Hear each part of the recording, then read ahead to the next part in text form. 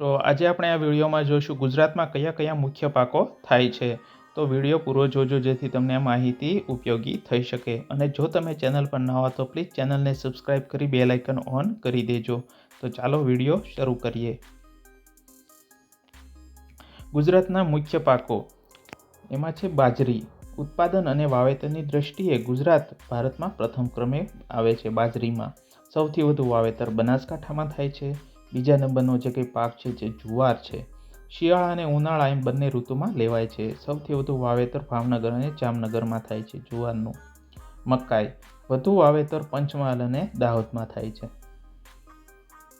ઘઉં અમદાવાદના ભાલ વિસ્તારમાં થતા ઘઉંને ભાલિયા ઘઉં તરીકે ઓળખાય છે.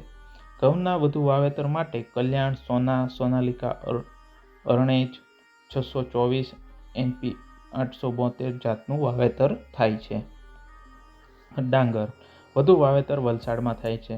ડાંગરના વધુ ઉત્પાદન માટે સુતરસાળ, સુખવેલ, કમોદ, જીરાસાળ, ગુજરાત 17, મસૂરી, જયા, વિજયા, પંખાળી વગેરે જાતોનું વાવેતર થાય છે.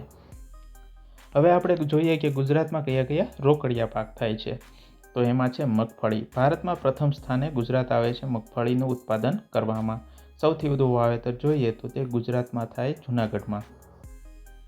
કપાસ સૌથી વધુ વાવેતર કરતો જિલ્લો છે સુરેન્દ્રનગર. સૌથી વધુ વાવેતર કરતો પ્રદેશ કાનમનો પ્રદેશ વડોદરા અને ભરૂચ. વધુ ઉત્પાદન મેળવવા દેવીરાજ, દેવીતેજ, ગુજરાત 67, શંકર 4 અને 6 જેવી જાતોનું વાવેતર થાય છે.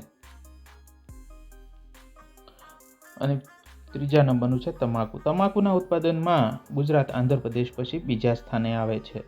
સૌથી વધુ વાવેતર ખેડા ચરોતર પ્રદેશમાં થાય છે.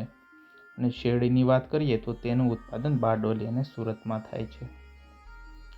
ગુજરાતમાં જે કંઈ અન્ય પાકો કયા કયા થાય તો કેળા સુરતમાં, જામફળ ધોળકા અમદાવાદ ભાવનગરમાં, કેરી હાફૂસ વલસાડ અને કેસર કેરી જોઈએ તો તે છે તલાલા ગીર સોમનાથ. જીરું ઊંઝાનું ફેમસ છે જે મહેસાણામાં આવેલું છે.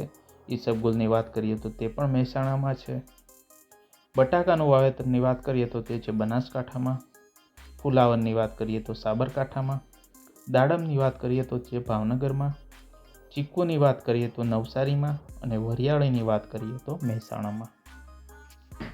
તો મિત્રો તમને આ વિડીયોની માહિતી સારી લાગી હોય તો પ્લીઝ કોમેન્ટમાં જરૂરથી તમારો અભિપ્રાય શેર કરજો. અને જો તમે ચેનલ પર ન હો તો પ્લીઝ ચેનલને સબસ્ક્રાઈબ કરી બેલ આઇકન ઓન કરી દેજો. અને આ વિડીયો સારો લાગ્યો હોય તો તમારા મિત્રોને પણ જરૂરથી શેર કરજો.